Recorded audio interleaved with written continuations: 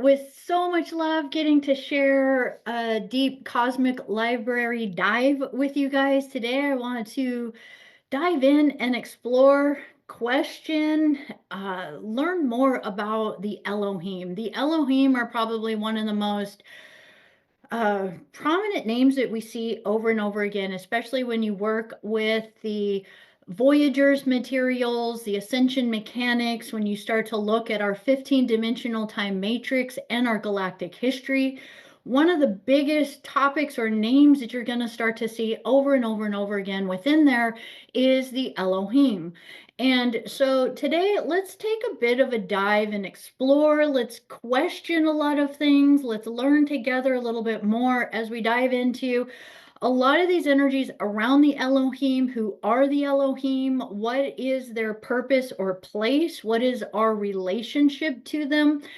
And really, when we start to get to look at these beings, we're going to get to then look at them from the perspective of how we do hear about a lot of their names through the Hebrewic texts and translations, and through the Sumerian cuneiform texts and translations, the Nag Hammadi texts and translations. As we look at these different things, we're going to explore a lot of different texts and just have a lot of fun as we go through these different books, different perspectives, and different contemplations.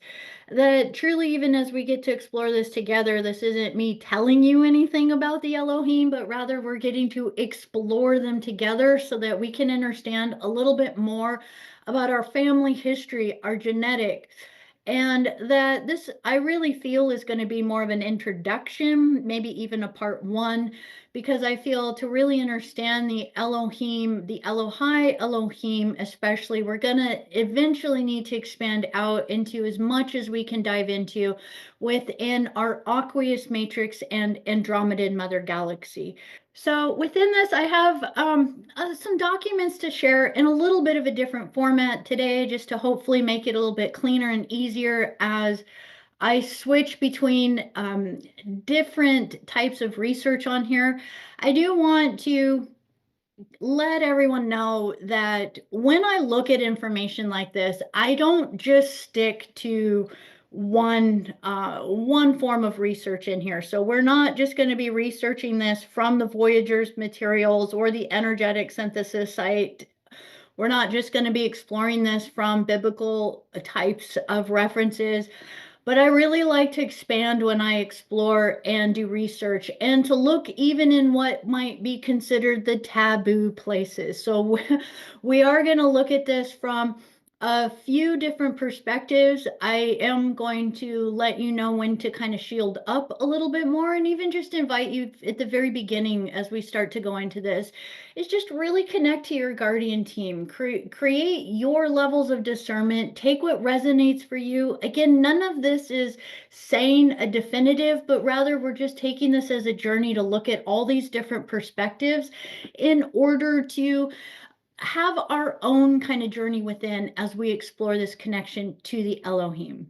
So as we look at this primarily through the look of or the perspective of, say, the Ascension glossary, and even the Voyager's books, we're going to see that the Elohim from these perspectives are the ancient and multifaceted group that are emerging from Lyran origins. So basically, we understand that they've come from basically the cradle of Lyra in this type of perspective as we get to see this. And we're going to look at this in a few different graphs, that they have branches, and that they serve both protective and guiding roles, as well as others who have diverged into fallen paths. Their legacy weaves through human and cosmic history, from the early Christos missions on Tara to present day guardianship, assisting in humanity's spiritual evolution and ascension. So within that, let's look at the Voyagers 1 and the Voyagers 2. We're just going to start with actually looking at a few different timelines. We want to remember that our galactic history here, it really did start 950 billion years ago from the perspective of the works by Ashia-Nadine, and then as we look at it even through the Ascension Glossary, we're going to see that as we look at this 15-dimensional time matrix that we live in, that it's actually stemming from 950 billion years ago was the inception of it. As we begin to look at Voyagers 1, we're seeing this as the administrative levels of the Emerald Order Melchizedek Cloister and the races of the Founders Emerald Covenant and Co-Evolution. So interestingly enough, as we get to see it here, we're already stepping into kind of looking at things that have already been in creation. So from Voyagers 1, we get to see this group of beings that are referred to as the Unisci. That the Unisci from the Voyagers 1, as the materials were first coming out, were considered the central point of all union, eternal consciousness, and the one all, also called Great Spirit, Source, or God.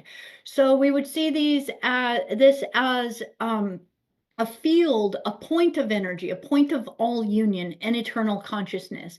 Now, from the Unisci, this all source, Great Spirit, Source, or God field, the yanas would then be basically, think of, this is how I begin to see the yanas even, is almost this energy of the aeons.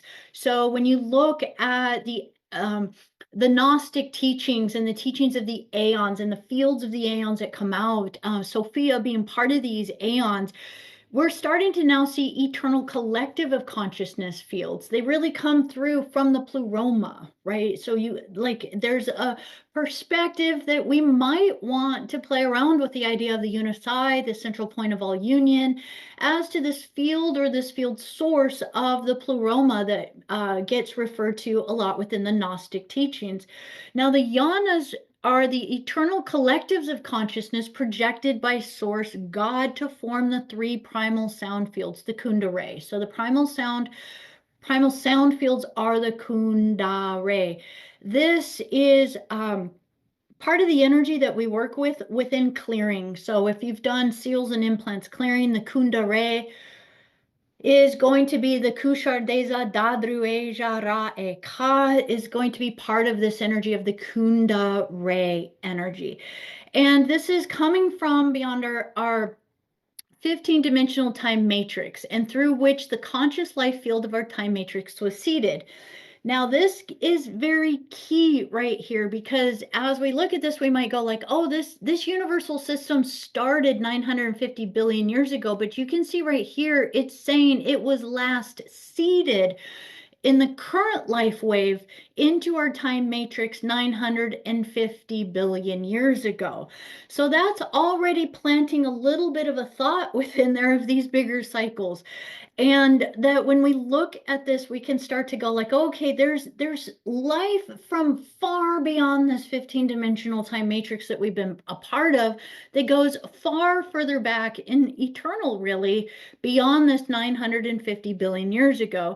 Now let's look in here. So as we're going in, these yanas come in, and they come in as a trinity, right? They're a cosmic trinity. This is really important. The trinity holds the eternal life flame. So as we hold this, they came in as the Grandayanas, the Vachayanas, and the Ramayanas, which are basically the blue flames, the gold flames, and the violet flames.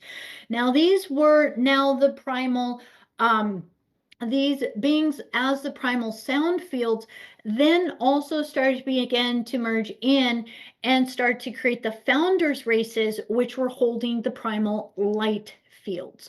So they came in as primal sound vibrations of consciousness, and then they, again, everything's a step down process. Then they basically then stepped down and created of themselves founder races that then held the Ki Rache, which is going to be the yanas in the form of these three primal light fields in dimensions 13, 14, and 15 within our dimensional time matrix. So you're going to see that both of these are actually within the 13, 14, and 15, but it's basically two aspects of them as they're stepping into creation. Sound creates light. That's a beautiful science to dive into. Now, as they start to step in as founders races, remember these are thermoplasmic conscious light radiation fields. So when we think of seeing like these massive nebulas and cosmic lights and cosmic starbursts and all of these other amazing things out in the cosmos as just these creations and plumes or ploromas of creation, they're incredible, they're beautiful, they're radiant, they're colorful, they're just breathtaking and awe-inspiring. Now, we're going to realize that as they are these spherical thermodynamic or thermoplasmic, sorry, conscious light radiation fields, they then were really light radiation, also kind of being referred to as the rishi or the solar rishi. So kind of like these suns birthing out into creation. Now, through these suns, these spherical beings began to then step down again. Okay. So as they stepped down again, they're now stepping down, down, down. They're slowing down their energy a little bit more and a little bit more and a little bit more so that the form can start to what a term we might call crystallize in order to take more form or more shape in creation. And so within this, the first light manifestation of source consciousness that started to get projected actually came through as this emerald order energy of the Elohim. So here we are. So we're recognizing the original first light manifestation of source consciousness was emerald order Elohim. This is really quite powerful. It was a light manifestation that projected from the blue flame Grandayana's sound field. Okay, so basically, the original Emerald Order Elohim were a light field, a field of light. Let's just be with that for just a moment. So within this, we're going to realize the Elohim were the first one that emanated through. Let me just scroll down here. The second light that emanated out, and it emanated out of the gold sound field of the Vachayanas was the Seraphim. And then the third light emanation that came out would have come through, and it came through the Ramayana's triadic energy matrix field, and it created the amethyst order of the Braharama. Okay, so this is going to be the Pegasi and a huge, just a beautiful Christos family race line of beings. Now, as we're looking at these beings would have come through as original projections because you're actually seeing them here as Christos founders races from 950 billion years ago. So we're having kind of like this mind journey as we go in through here, as we get to recognize again, all of these are going to be tied to the cradle of Lyra, yet at the same time, we're getting kind of a different perspective as we get to advance through and recognizing that 950 billion years ago was still tied to the Andromedan Mother Galaxy, which means all the different constellations within our Milky Way galaxy were once part of her body. So interesting as we start to look at this. Now we're going to see as we move down into here, 250 billion years was the fall of Arimathena and Lyra. This is really where the Voyagers 1, Voyagers 2 comes into place. I don't think this is actually going to show that. Yeah, right here, 250 billion, no, this one's 250 million years ago. So let me stick with Voyagers 1 for right now. So as we move through here, we're going to have these founder races that have come through. But let's kind of look at it through this way, because here's the 250 billion years ago that's really important. This is kind of where we start to step into what is going on. It's saying that massive universal service organizations assembled by the Yanas and the Brennau founders races 250 years ago upon reinstatement. That's a key term. If we really start to dissect what are these things saying, We're talking about the reinstatement of the Founders Emerald Covenant. Well, if it's having to reinstate it, that means somewhere between 950 billion years ago and 250 billion years ago, these Borgia races really tore stuff up. A bunch of stuff has really gone out of alignment. And within that, the Emerald Covenant would have fallen from its order. Well, who is the Emerald Covenant again? The Emerald Covenant is going to be the Emerald Order Elohai Elohim. So now we're already getting an awareness that within here, the Elohai Elohim are really quite at the root of a lot of this. They're the first light manifestation of source consciousness that is projected through from the blue ray. They really do hold a lot of the energy of basically being a guardian template, a holder template, a blueprint template for creation. So let's look at this book, The Secrets of the Indigo. This one, sorry, I don't have it on the right page. I think I'm looking for page 17. And within here, we're going to see, let's see, this starts, one more. We're going to see the Elohai are going to be the Emerald lineage line that are basically then going to be the Elohai avatars connected to Lyra Aramatena, connected to the Lyran Syrian Anuhazi, and so on all the way down. So now let's look at here, as we're going to see they're also going to be connected to the Ruby, Templar, Belial Sun DNA digressives. These are the fallen Elohim, which are the 11th strand Ruby, Sun, DNA, Lyra, Vega, and Avion. So I'm going to come back to this document for a little bit as we get to look at this, because again, we're looking at the Elohim, the Elohai Elohim. If we kind of start to look at this again, we're going to realize time matrices are born into creation. They have cycles. Think of them as maybe even the life cycles of, say, the Brahman.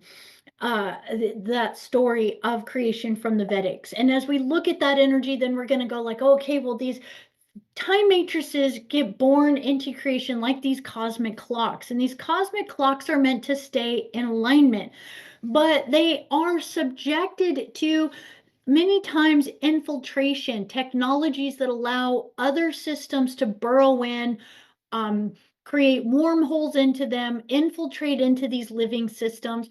You can almost think of these as galaxies or cells within your body. And as a cell is floating around doing what it's supposed to be doing, sometimes there's parasitic things, viruses, cancerous cells, or different types of miasmic cells within the body that if they can get onto a healthy cell, what do they want to do? They want to eat that cell. They want to penetrate into that cell. They want to grab the energy from it. And I don't think creation on the grand level is really any different than how creation would be on the microscopic level. So as we get to look at this, we're realizing that throughout history, even from the inception of time, history far beyond what we even have the records of, that there really are these guardian races that were created. And these guardian races, as the Elohai Elohim, were created as basically these attendants or these beings that were meant to both protect and guide and to assist those. And it's interesting that even in when we look at it through the Ascension Glossary, that a lot of the energy is about the Elohai Elohim assisting those that have diverged into fallen paths. So almost from the inception of time, really working on things that had fallen. Now I'm going to go quite more recent in history and just read this particular thing, because it's going to start to give us a little bit of an understanding of the mind frame of the Elohim. So we're looking at Taran timeline. So as we look at 560 million years ago, Tara within the second harmonic universe, there was lots of different extraterrestrial races, a lot of metaterrestrial races. They were combining their energetic makeup to create master races of beings that would serve as guardians. So again, we can see that this is just a progressive thing. There's always these um, experimentations, combinations of genetics, always really working on how to improve the ability for the guardian races, the yanas, if you will, to actually incarnate at higher and higher levels into creation. And that through these created race lines, that these created race lines can take on higher and higher quanta of consciousness into them and actually evolve themselves to be guardians and eventually evolved race lines and beings. So within this, the Syrian Council from the Harmonic Universe 2, along with several other groups, were appointed as directors and overseers of this project. So we'll tie into this. But within here, the Lyrans created a race of beings in Harmonic Universe 3 called the Elohim. Okay, this is key right here. So we got the yanas from the ultra terrestrial levels, right? 13th, 14th, and 15th dimension. Then they manifest and they create down into the plasma or the liquid light forms, the living light forms, right? And this would be the Christos avatar level. That's harmonic universe 4, dimensions 10, 11, and 12 is going to be more of this Elohai energy of creation, this guardian level. Well, then that whole race line, even as a living liquid light form, would still be considered the Lyrans, right? So the cradle of Lyra, the royal houses of Lyra, or the royal councils within Lyra, when you connect with them, they're very, very high dimensional beings. It's not like stepping forward and just talking to a person. So now you're going to see again, everything's a step down. So then the Lyrans created a race. It's right here. The Lyrans created a race of beings in Harmonic Universe 3 called the Elohim. What was their job? They would become overseers for the Syrian races in Harmonic Universe 2. So the Elohim are literally a created race line. They are created for what? They are created as overseers, and their primary job was to oversee the Syrian races in Harmonic Universe 2, so dimensions 4, 5, and 6. The Elohim became one of the numerous supervisory groups within the Terranusium 1 experiment. So this is interesting, you guys. The Elohim became one of the numerous. They're only one of many, many, many types of supervisory groups who were overseeing the Terranusium project. Remember, the Procyon in Canis Minor is actually really seen as one of the higher planetary bodies within the system, as a quanta that is a chunk basically from the Andromedan Mother Galaxy. And the Procyon system, again, was one of the primary places this experiment was taking on. And if you look through the Voyager's books, Procyon really is one of the primary places that highly evolved races were created and brought into creation, such as the Oraphim. So now we're realizing the Elohim are not the Oraphim. They're another race line of beings, and they were created specifically to be a supervisory group for this genetic experimentation within creation. So as we look in here, they again were here to initially supervise the Lyran Syrian genetic seedings on Tara at a higher dimensional planet. They represent a significant lineage with different factions and historical paths that intertwine with human, cosmic, and interdimensional evolutions.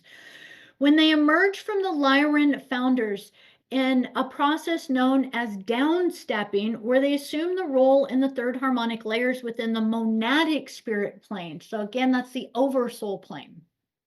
Their main task was to oversee and guide the genetic projects on Tara, ensuring the evolution of life on this five-dimensional planet to support these goals. The Syrian High Council was established, and the Elohim worked with them as part of a broader effort to seed life across dimensions.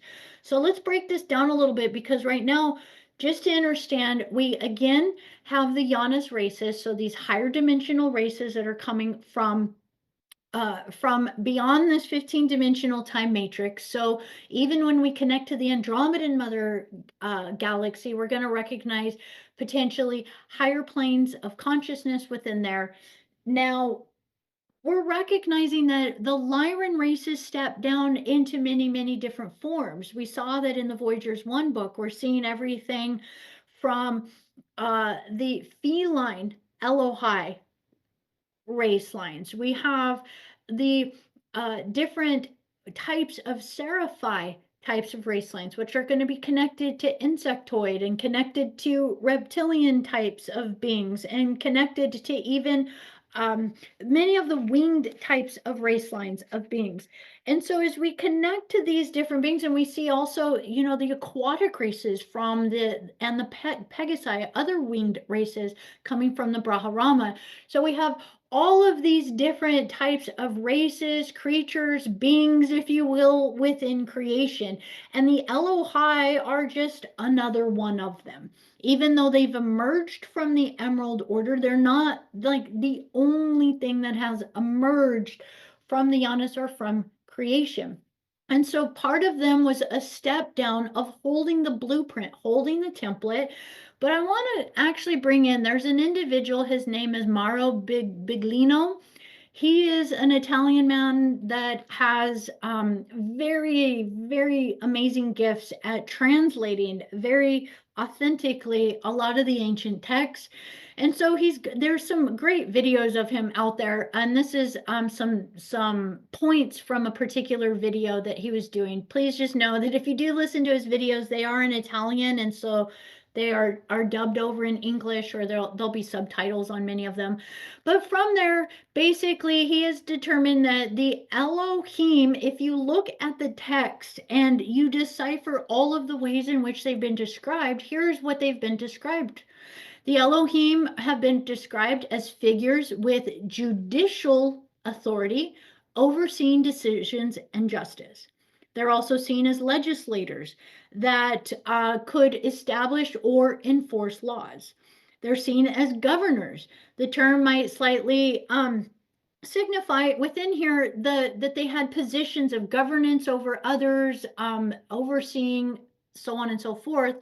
And then in all the texts, it really refers to him in different Hebrewic texts and different types of texts like that he was translating, that many of these suggest a connection to beings from higher or celestial realms.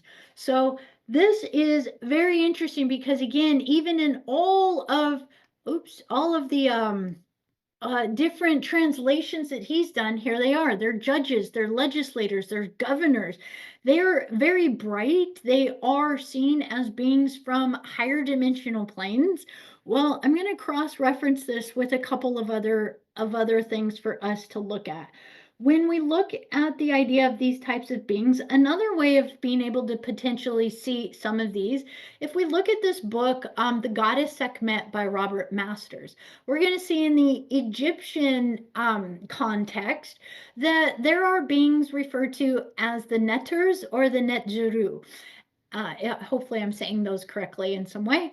But within this, it's saying, according to this way, there are two primordial, coexisting, interactive, and absolutely antagonistic realities, which is the cosmos, which are the principles, the power and principles of order, and chaos, which is disordered powers and principalities.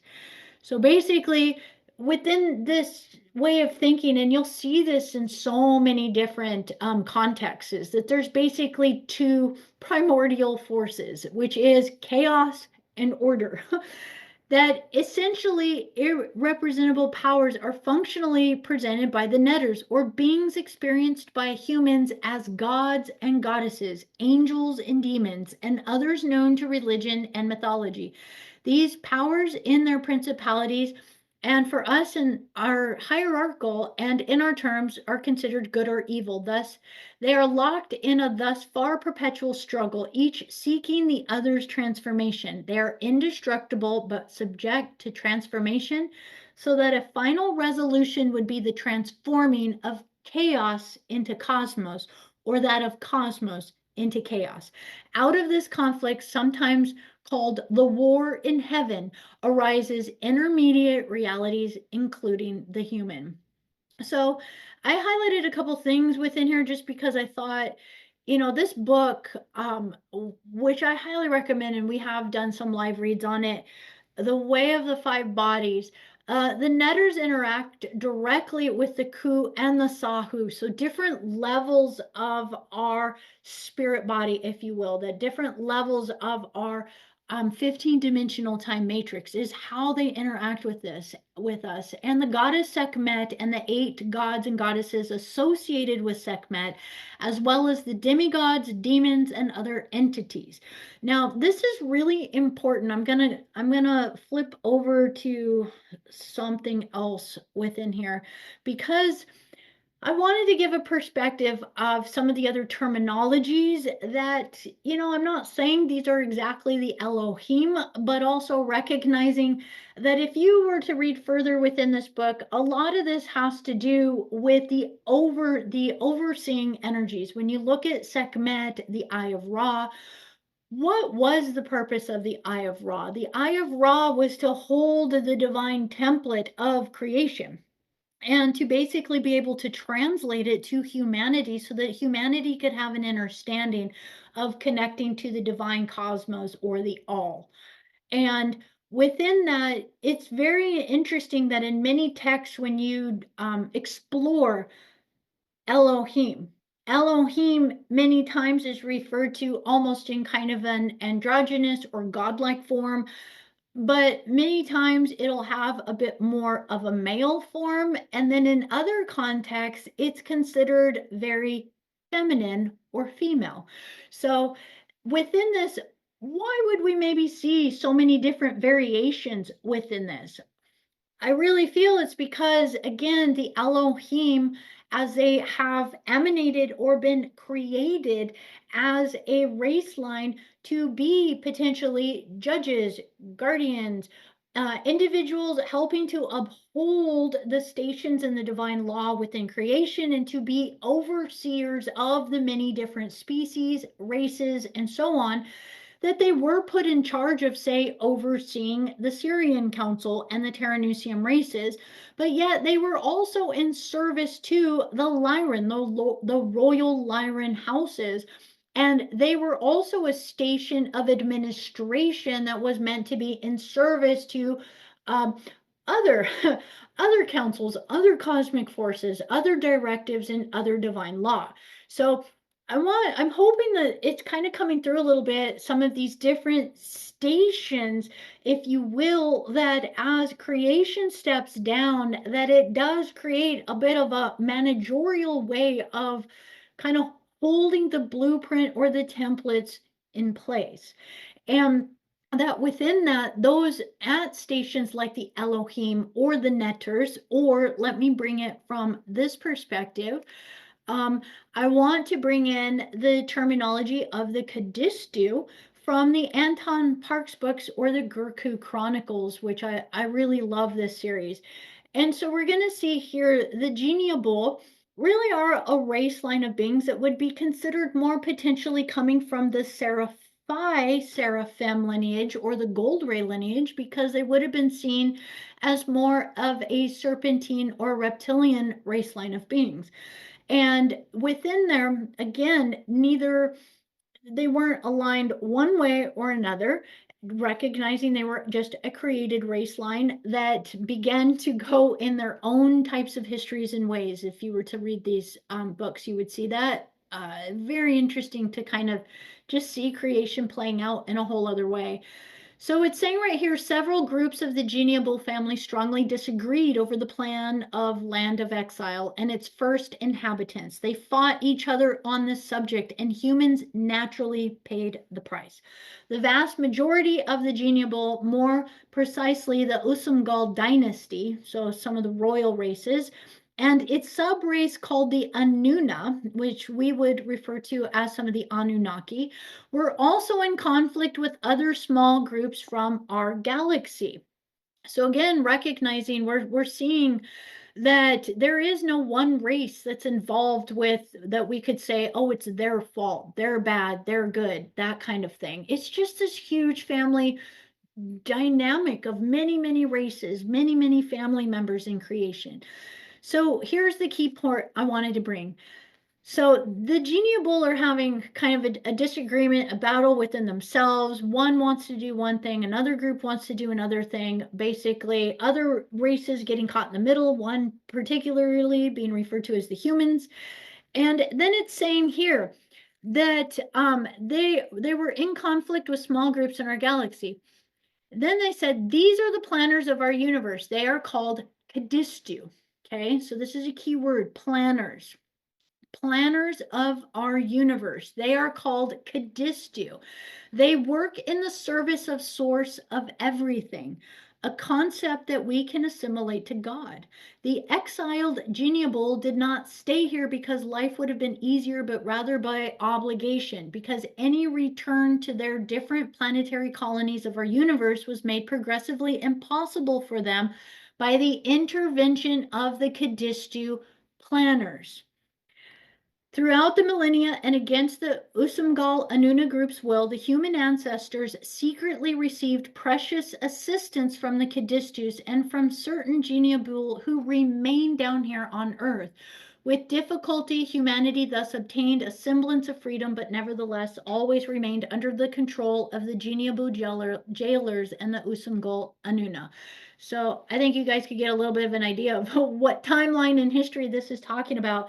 But I wanted to grab a couple things in here about the Kadistu. If you really dive in, and I'm not gonna go scan through all the different things on the Kadistu within here, but the Kadistu within the perspective of the Anton Parks books are seen as like these angelic forces, that they exist in planes of creation far out of reach of the Geniable, that the Geniable themselves as a race line of beings would have been more closely intertwined with a lot of the Sumerian timelines, the Sumerian histories and cuneiform texts of the invasions of the gods from the heavens, so to speak, and these beings that would have entered into the earth plane and then began to utilize this plane for whatever dramas that they were already escaping or already involved with in the Pleiades, in the Hyades, in the Taurus cloud constellation, in Ursa Major, within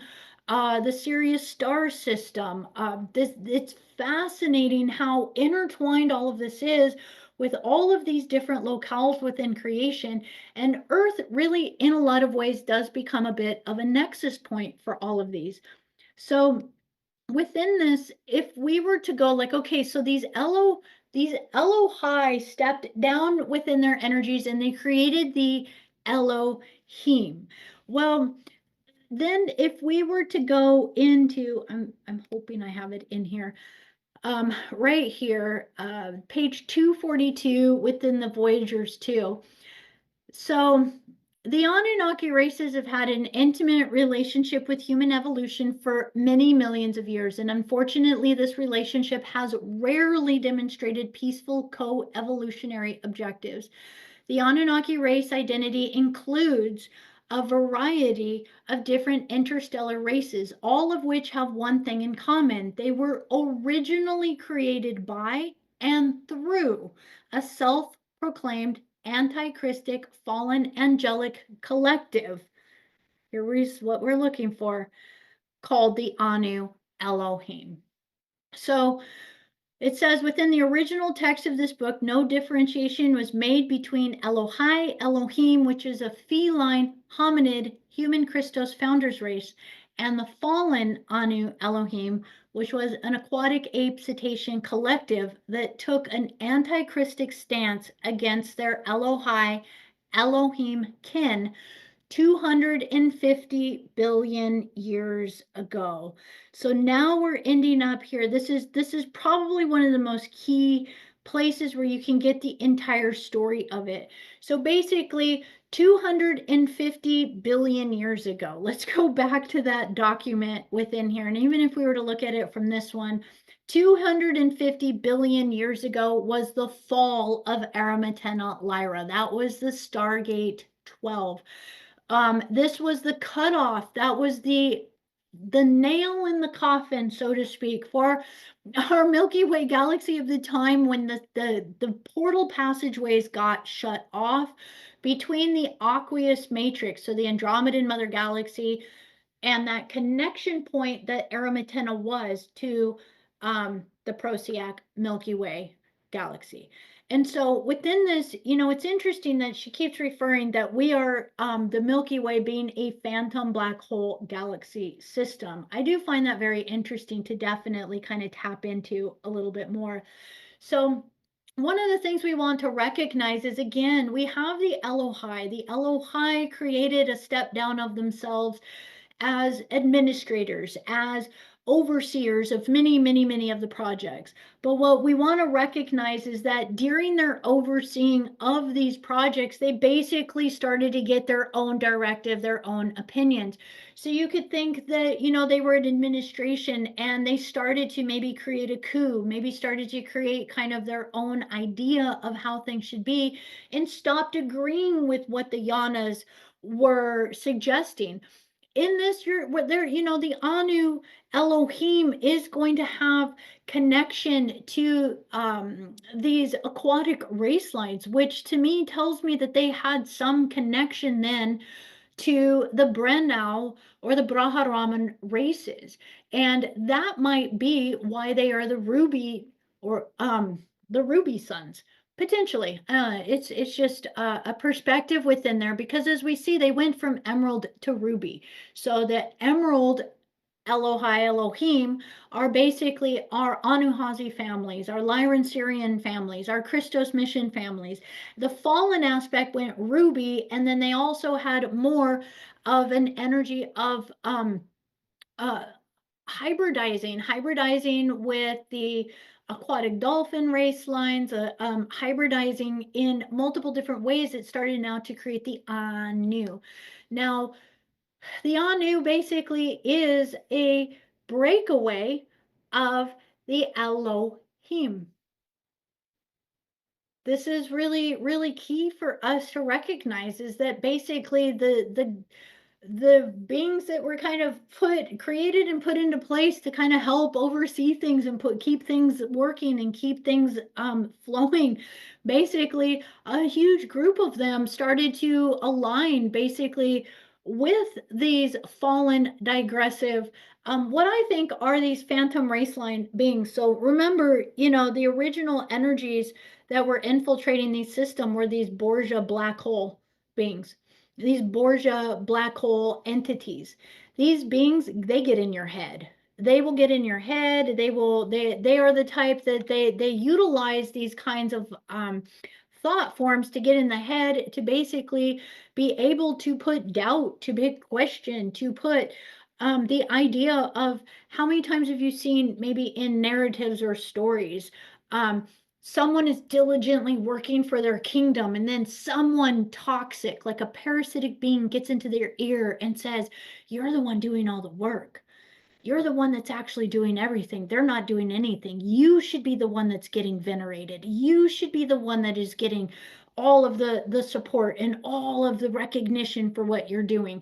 And so I really feel, when you talk about like these Borgia race lines and beings, that this is really in a lot of ways what they are, is they get in and they plant these manipulative thoughts that create problems, that create war, that create family turning on family, and that this is where we might start to see how the Elohim got infected by this energy and would have been willing to literally toss aside the Christos mission and decide, screw it, I'm going to go and actually, I think it's a good idea to blow up stargates and control this whole 15-dimensional time matrix for myself.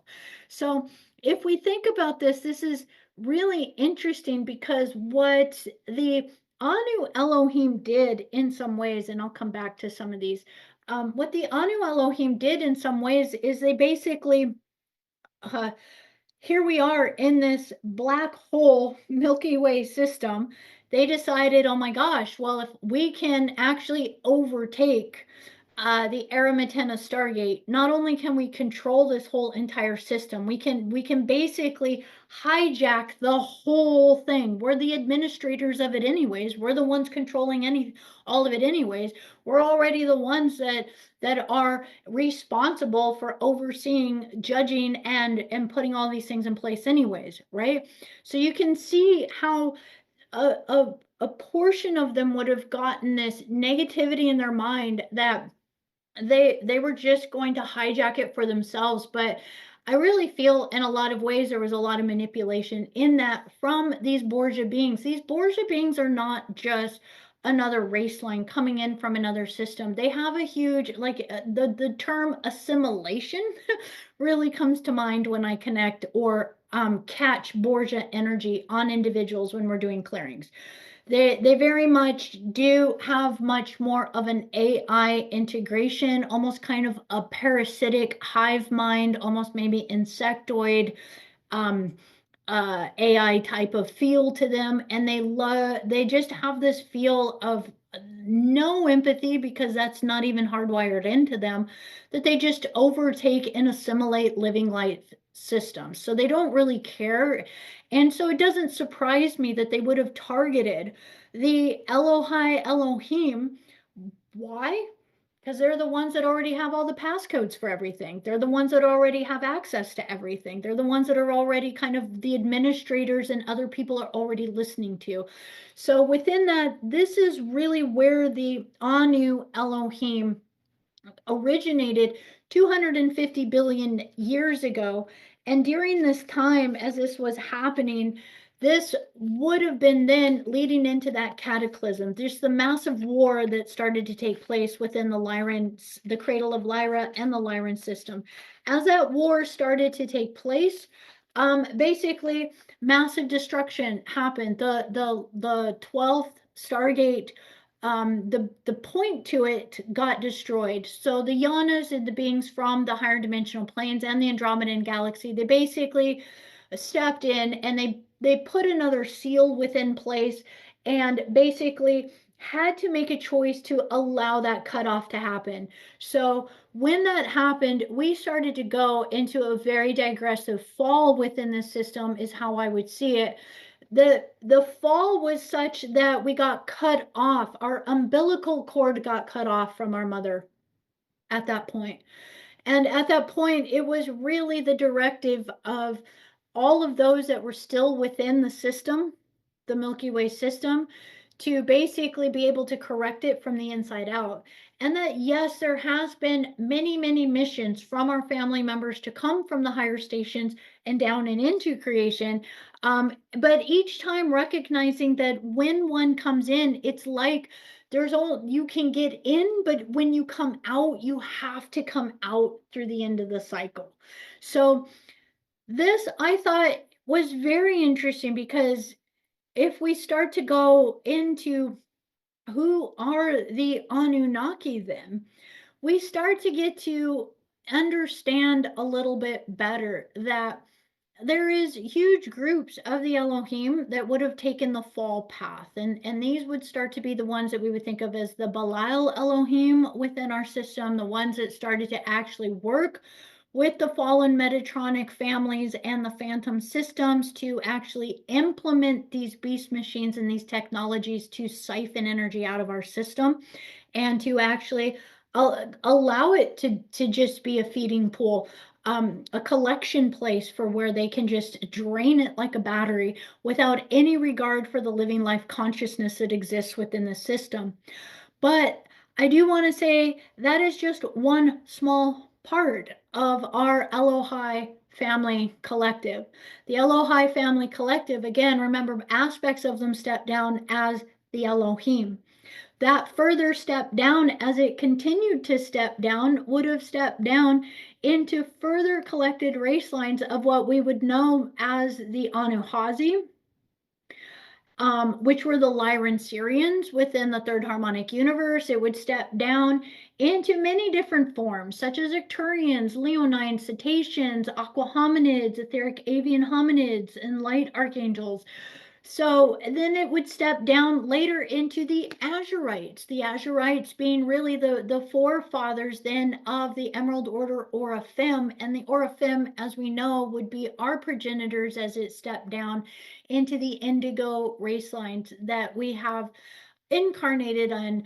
And to know that, yes, okay, so we got all of these in harmonic universe 3, all these different types of aspects coming out of these Elohim energies, right? So now we can go like, okay, so here they are. There's multiple ways in which we are connected to the Elohim Emerald Order. The Elohim, again, were one of the created stations. It was just, again, a managerial team, if you will, created by the Guardian Forces in order to help manage, and a fraction of them broke away and became what we would think of as the Anu Elohim. And this Anu Elohim, they later, as they basically started to see themselves as their own race line of beings. They started to see themselves as different than um, the Anu-Hazi, as different than the Elohim Emerald Order, as different than the beings in the Christos mission, and separate then. So they started to actually see all of these races, and especially all of these races in Harmonic Universe 2, as an absolute threat to them. So because of that, they knew that if they did not come up with something, that they would be annihilated, or reintegrated potentially. I don't know what they thought, honestly, but there was some aspect within them that they definitely felt threatened, because that is when they started to create the armies of the what we call the Anunnaki here on Earth. There was multiple different types of these Anunnakis that were created, lots of versions of them, lots of hybridizations of them. But in the end, all of these were created as the sole purpose to be, from the Voyagers materials, referred to as the Avengers of Anu. So basically, the avengers of these Anu Elohim, who felt that they had the right to own this 15-dimensional universe and take it over. And this is really important as we look at these types of beings. I'm even going to look at this energy within here, because I do want to be, like I've said, I look at a lot of different types of resources as far as this. So I've even looked up from the perspectives of Blavatsky. I will even read to you from the Keys of Enoch, the description of the Elohim. I want to read all of these perspectives to you so that you can see how they speak, because the Elohim, the fallen Elohim, or the Anu Elohim, are really one of the primary forces that are the controllers of planet Earth as an anti-Christic controller force. So let me kind of tie in here a little bit more. So within here, if we were to continue through this, just a few more things. Again, the Elohim of the Emerald Order, specifically the Blue Ray Solar Rishi orders, again, they had a protective and supportive role for humanity, aligning with the Guardian Founder races in the lower harmonic universe. They were again meant to serve and guide humanity's spiritual evolution in accordance to the law of one. The true Elohim, the Emerald Elohim. So if you could just look at this phrase, the true Blue Ray and Emerald Elohim, they still adhere to this. if you are an indigo race sign, this is part of your heritage. You're part of this family. So this Anu Elohim drama is part of our family drama. It is. It's just part of our family drama that we're dealing with. And so this is why I think it really has so much more impact for us. The Emerald Order, primarily through the Anuhazi feline Elohim, they seeded the 12-strand DNA genetics on Tara, setting the foundation for the Christos race evolution. After the fall of Tara, they assisted and created the interdimensional free world councils.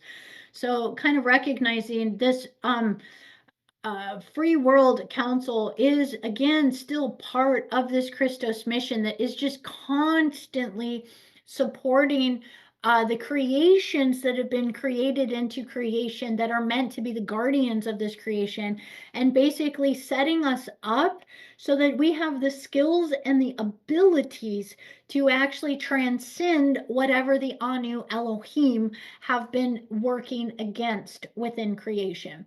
So within this, the fallen Elohim again, they really are the ones that became malaligned to the Christos mission, and they became entangled. See, right here is really important how it's written. They were entangled with the negative alien agenda. I really, again, feel this negative alien agenda really came from outside of this system, that it has a huge um, a connection to the Borgia system, the Wiesadek black hole system. So systems far outside of this system that have infiltrated in through the misuse of technologies to get in. These these groups also engaged in alien hybridization and joined with Tothian and Belial factions, establishing the Luciferian covenant. This fall led them to become connected with the Kabbalistic teachings that diverged from the original Christos dragon teachings. This faction actively suppressed knowledge on the spiritual knowledge and subverted angelic and human history, targeting groups like the Celtic Druid Essenes, who were part of the Christos mission to preserve the divine knowledge. So we're just seeing that it goes as above, so below. Now, interesting, even in Blavatsky's work and all of the things that she has brought through, she's talking here Adam, the second or the first created race, which Plato calls gods, in the Bible the Elohim, was not triple in his nature like the earthly man. I do find this interesting because remember, the Elohim is a created race line for a governance position. And it's interesting that she's saying they were not created triple in his nature. I just find that interesting. He was not composed of soul, spirit, and body, but was a compound of sublimated astral elements into which the Father had breathed an immortal divine spirit. The latter, by reason of its godlike essence, was ever struggling to liberate itself from the bonds of even that flimsy prison, hence the sons of God, in their imprudent efforts, were the first to trace a future model for a cyclic law. But man must not be like one of us, says the creative deity, one of the Elohim, entrusted with the fabrication of the lower animal. So it's a little messy in here and kind of how it reads, but basically it's saying it's interesting that they were created in such a way as maybe potentially to be a to fulfill a particular role, but recognizing the humans, or the angelic human, or the Terranusium, really, their potential, that when they really looked at what the potential was of the angelic human, they realized that it actually had the God spark in it at a particular way that it could supersede them. So there's multiple different texts that really refer many times to the Elohim, um, the Anu Elohim, let's be very clear, the Anu Elohim starting to get into this perspective that they did not want the Terranusium race to succeed, because there was a part of them that felt that if they succeeded, they actually had the potential to be better than them. Well, that would have come from the DNA strands for sure. Um, Interestingly enough, it's interesting. I even every once in a while tap into some of the stuff. I heavily invite you to shield yourself if you ever dive into Maximilian's work. He has done a lot of texts.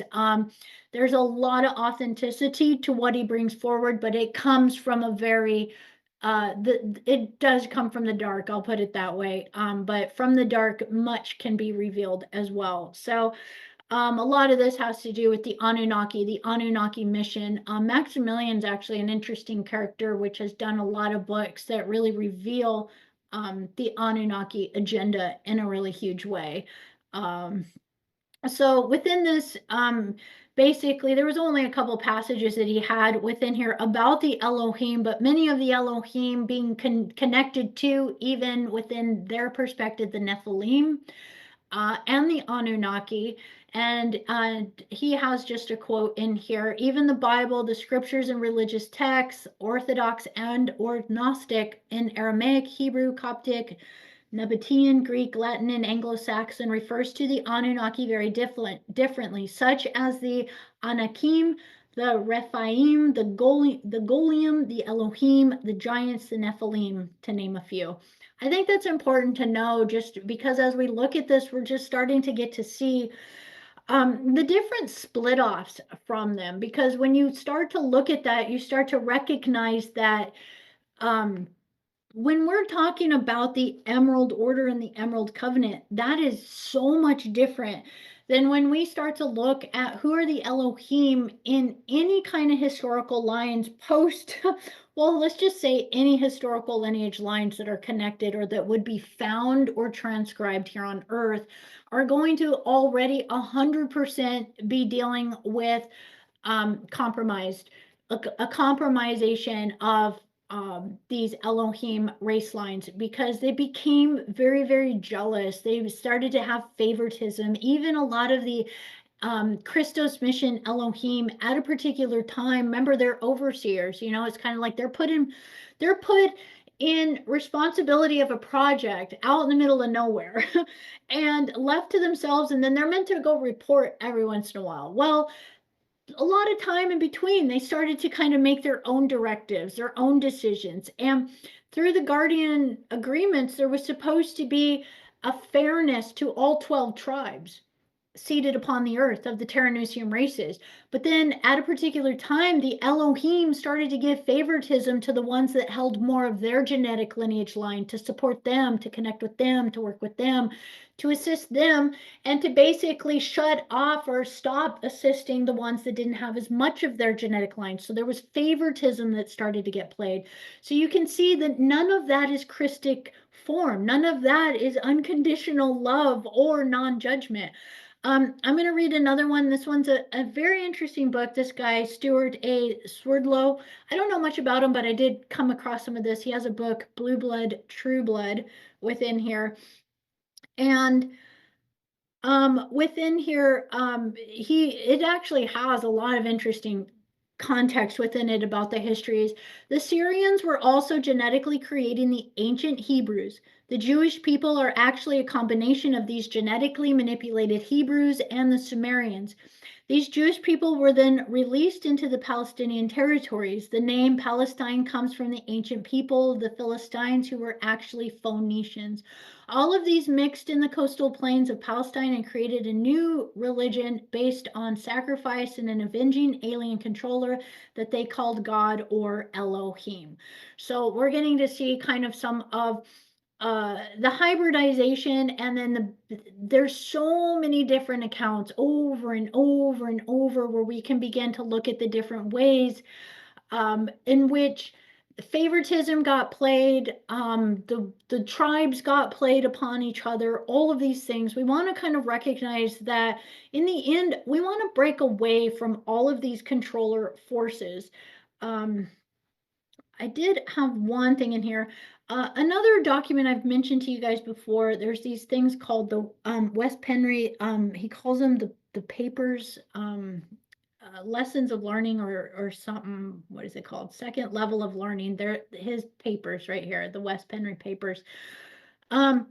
He's very interesting. I like to kind of tap into his stuff every once in a while just to kind of see. He doesn't really write too much more anymore, but it's a really neat way to kind of see a lot of the context that he's gathered to different things. I do not really resonate with a lot of the things that he says, but it's actually really great for kind of getting little cookie crumbs to go in different directions and just to kind of see some of these other paths. But within here, very interesting again, starting to look at this as the mother goddess energy. The Elohim, again, there's so many things out there where it will have connection, especially not only within Greek mythology, Egyptian, it's talking about here, but connection into the divine cosmic mother, and the true lineage lines really coming from the cosmic mothers, and some of these being the holders there are of them. He really does kind of make a little bit more of a context to the Elohim as feminine life designers. Um, uh, and that's what he takes out of it from some of even his connections, having gone through some of Anton Park's books.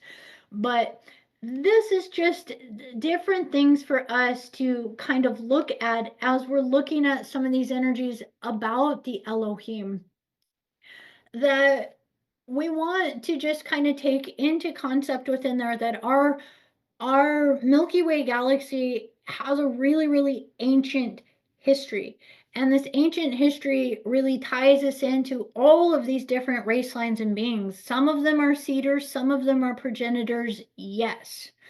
The Elohim are actually a created race line, so they are not the same as the Elohai. They are actually a step down of the Elohai, and the Elohim were created for a very specific purpose. They're very much more androgynous in form. I'm going to kind of end with one more thing. Here's a book. It is referred to as the Book of Yahweh, which is the Keys of Enoch. This is another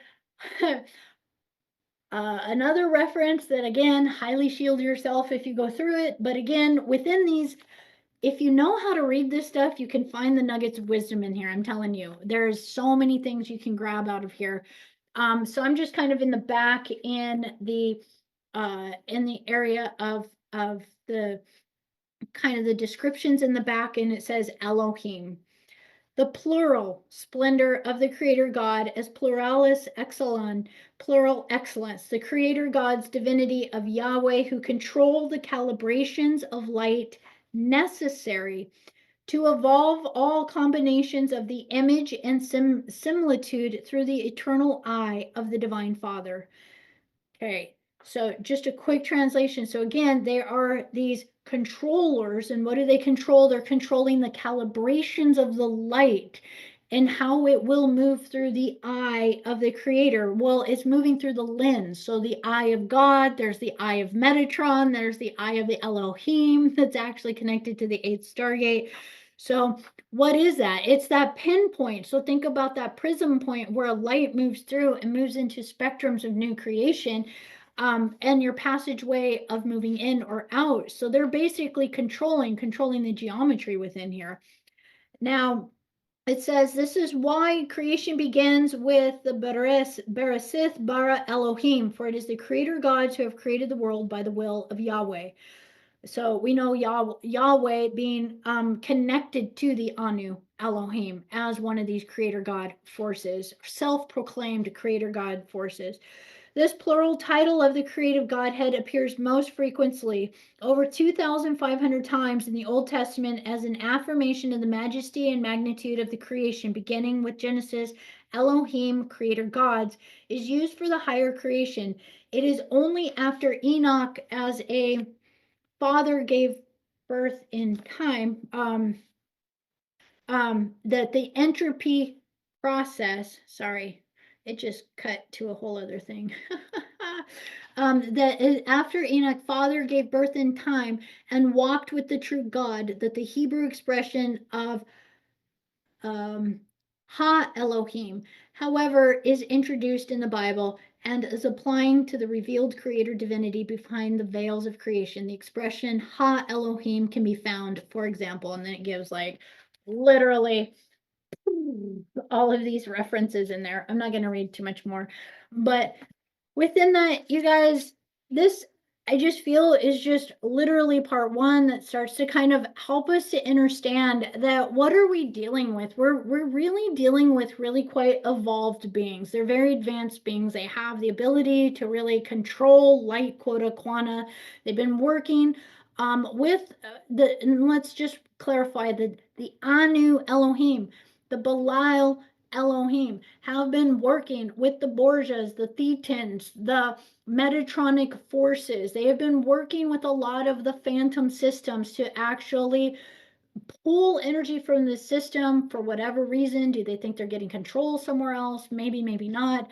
But as we look at this, we want to recognize that we hold the very key within there that they have been literally trying to squash out of our creation for 250 billion years. Yet here we are, we still hold it in our body, we still hold it in our template. That the more we connect to the Emerald Order, the more that we start to recognize these different stations and all of the, if there's one thing that could come through, that there are so many guardian councils, so many stations, so many different managerial positions and different created beings in different places where things are going on, that we want to recognize that it's not much different for us as we start to connect to our guardian races, that we want to start to really get discerning about who are we connecting to, what is it that they're working on, what is their primary directive or goal, are they in alignment with our primary directive and goal, and so that we can begin to really find where home is that we can connect to assist us, to guide us, to help us work through creation at the highest dimension and level. So within that, there's just some fun contemplating on the Elohim. I hope that gave you guys some stuff to think about and to maybe kind of look at as you work with this so that we can understand what kind of karmic things are we clearing out of our womb chakra right now on so many different levels. So with so much love, you guys, thank you guys so much for taking yet another journey with me. I love sharing these conversations with you.